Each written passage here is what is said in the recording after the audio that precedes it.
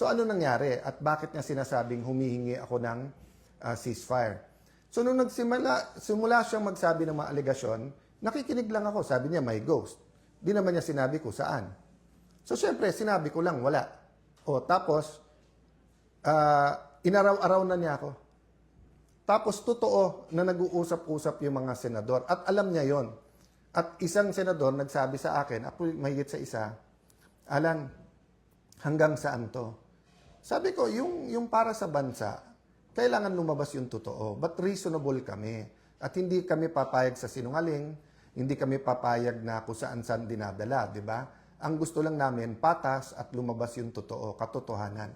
So sabi niya, pero Alan, pag naglaban-laban yung mga senador at araw-araw na lang laban-laban senador, tatlo mangyayari. One, baka bumaksak ang rating ng senador, baka bumalik yung plano na mag-chacha or mag-charter change at alisin ng senador. Ayaw naman natin yan. Sabi ko, yes, ayaw natin yan.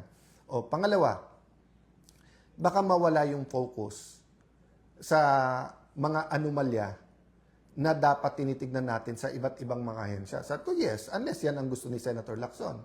Unless ginagamit niya talaga to para pang-distract, unless may nag-uutos sa kanya at ayaw niyang dun mapunta, gusto niya nasa amin yung focus o siya yung nasa dyaryo araw-araw.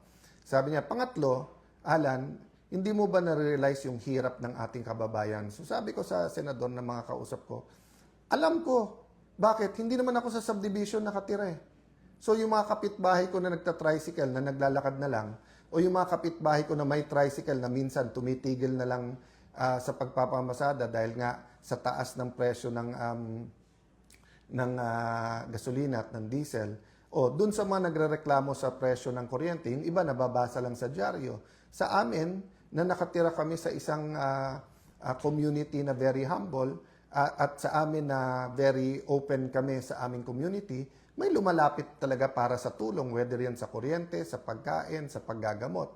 Tapos tatanggalan pa kami ng pondo or ng karapatan na mag-endorse pagka dito sa medical assistance. So tignan nyo naman po kalagayan ko.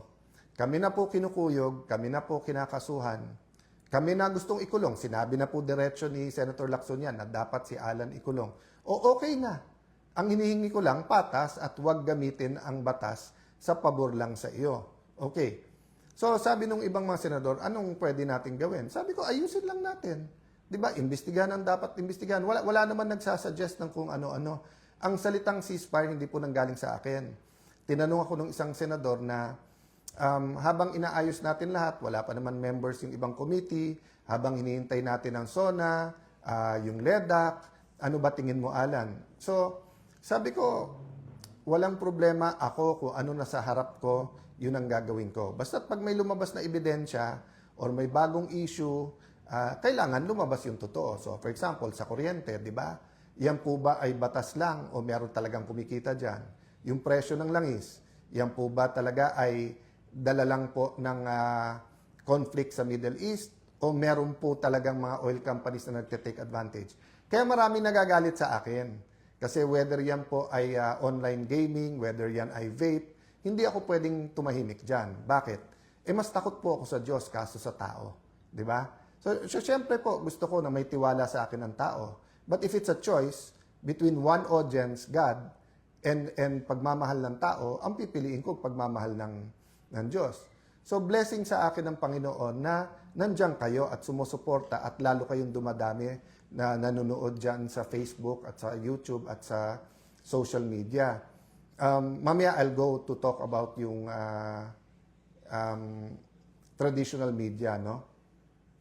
So, nung ako'y tahimik, nagagalit si Senator. Nung ako'y nagsasalita, hindi naman araw-araw din yun eh. Sabi nila, araw-araw nagfe-Facebook. Tignan nyo po yung mga post ko. Hindi po araw-araw yun. I think it was 2024 or 2025 yung aking Cayetano in Action 365, no? At iba din mga topic natin doon. But ang point ko, nung ako'y nagsasalita, ang daldal ko daw, ang dakdak daw ng dakdak, kung ano-ano daw sinasabi, ano na nangyayari sa akin. Nung tumahimik naman ako, araw-araw may bago, baka guilty, hindi mapaliwanag. Tapos ngayon sasabihin na humihingi ako sa kanya na itigil niya. Hindi ko po, sabi ko, haharapin ko. Ang hiningi ko nung tinanong ako, yung salitang ceasefire sa ibang senador na galing yon. At ang sagot ko nga, guys, hindi nyo kailangan kausapin kasi titignan nyo nga. Tahimik nga lang ako, inihintay ko lang yung aligasyon. But syempre, pagka medyo may sinabi na tingin ko ay kailangan sagutin, sasagot ako.